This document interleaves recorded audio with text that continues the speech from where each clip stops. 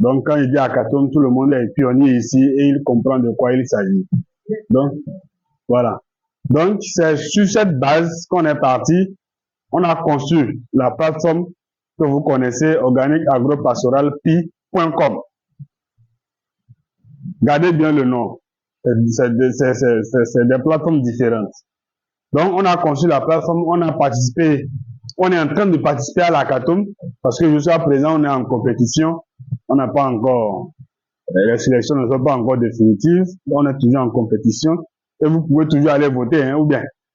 Voilà.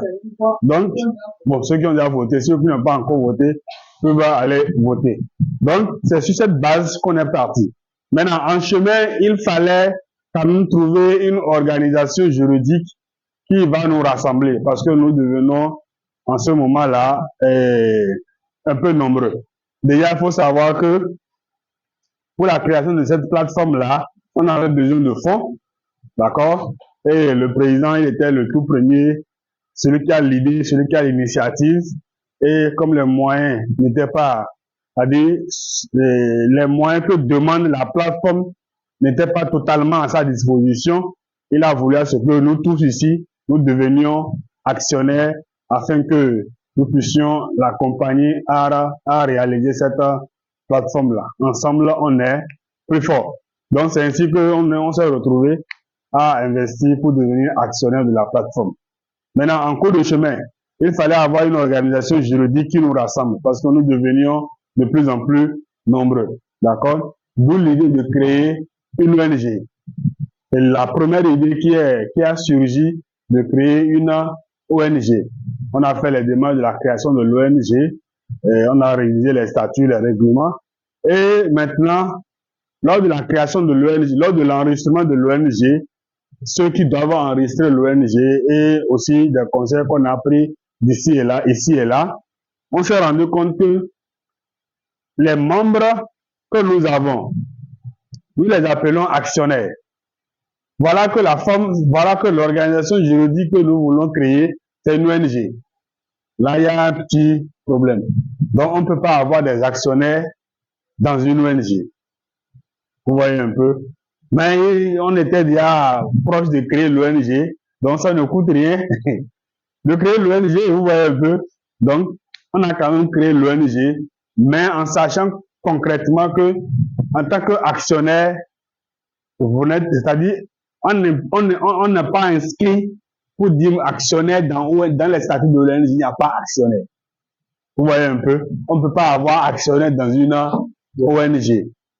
C'est bon? Donc, ça voudrait dire qu'il faut se tourner vers une forme juridique, une organisation juridique qui respecte notre représentation. D'où la création de l'entreprise WAP, où nous sommes tous désormais actionnaires. Donc, nous sommes actionnaires de l'entreprise WAP. Ça peut aller. Et pour ceux qui le souhaitent, nous sommes membres de l'ONG OAPI. C'est bon? C'est clair pour tout le monde, hein? Voilà. Donc, voici ainsi comment les choses se sont déroulées et on a créé l'entreprise, l'ONG, ensuite on a créé l'entreprise.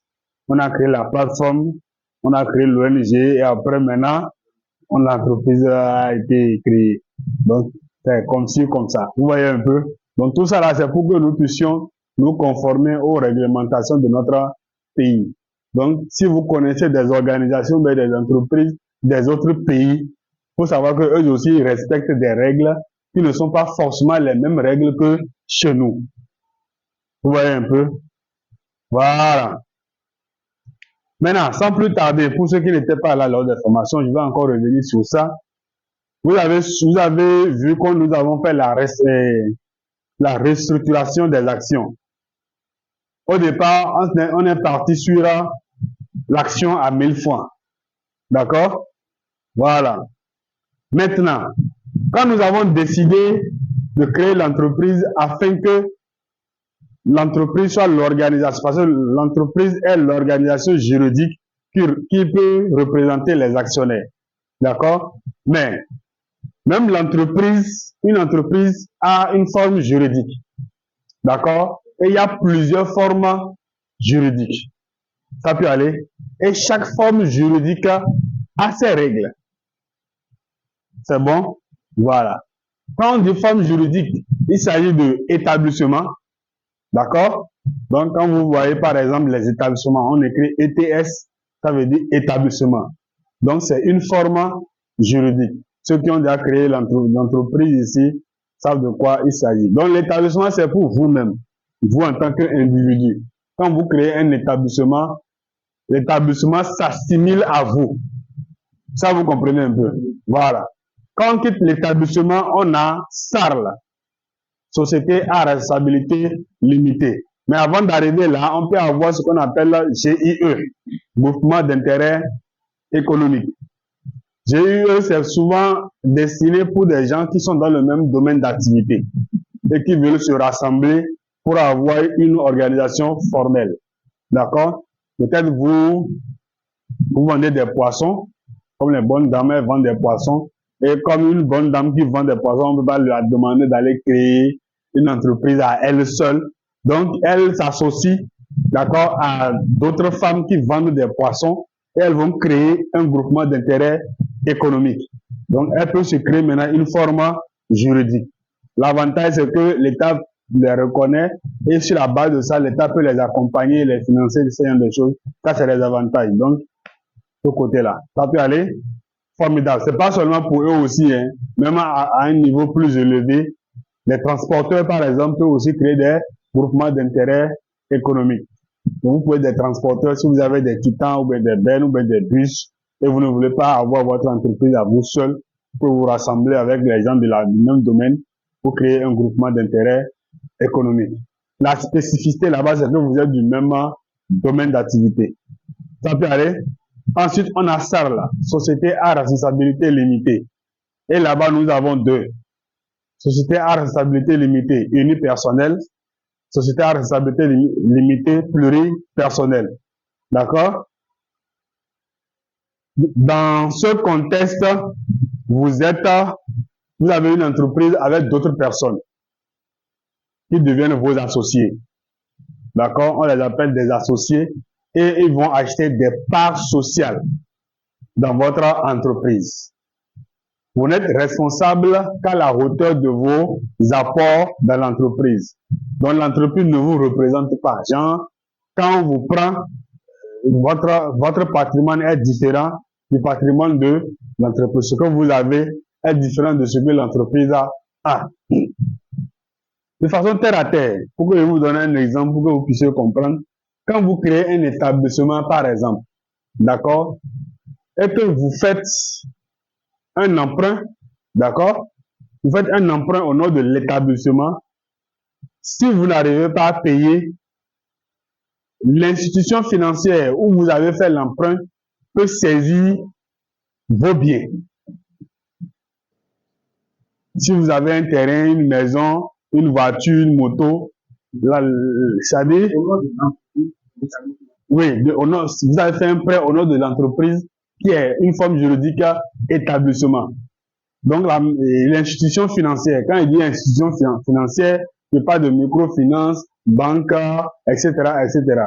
Ils vous ont fait un prêt au nom de votre entreprise qui est un établissement. Si vous n'arrivez pas à payer, ils peuvent saisir vos biens. D'accord? On garde ça là. Maintenant, dans le cadre d'une SARL, Société à responsabilité limitée, vous faites un prêt au nom de l'entreprise. Si vous n'arrivez pas à payer, ils ne peuvent pas saisir vos biens. Ils ne vont saisir que les biens de l'entreprise. Donc, si l'entreprise a un immeuble, des voitures, des motos, c'est les biens de l'entreprise qu'ils peuvent saisir. Donc, ils ne peuvent saisir que ce que vous avez dans l'entreprise. Vous avez vu la différence? Voilà. Donc, cet exemple montre clairement que dans les règles, chaque forme juridique est différente. Vous voyez un peu? Voilà. Donc, quand on quitte SARL, on a SAS, Société par action simplifiée. D'accord? Cela respecte aussi à peu près les mêmes règles que SARL. À la différence que Dans Sarl, on ne peut pas avoir plus de 100